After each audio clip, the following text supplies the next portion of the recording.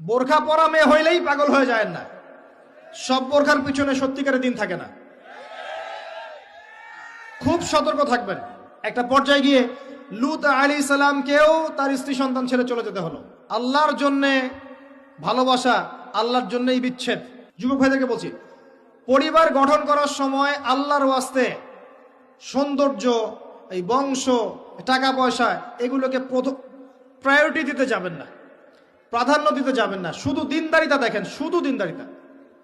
দিনদারিতা পাওয়ার পরে যদি সৌন্দর্য থাকে বা বংশ ভালো হয় বা আপনার টাকা পয়সা থাকে, সেটা ডিফারেন্ট ব্যাপার। আপনি নূরুন আলা নূর, আপনি আরো বেশি পেয়েছেন, সুবহানাল্লাহ, আপনার তাকদির ভালো। যদি না পান, অনলি দিনদারিতা নিয়ে থাকেন। আবার দিনদার ক্যাটরিনা কাইফ খুঁজতে যায় না।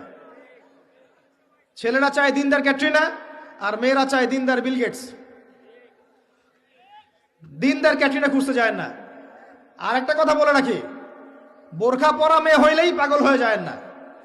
সব বোরখার পিছনে সত্যিকারের দিন থাকে না।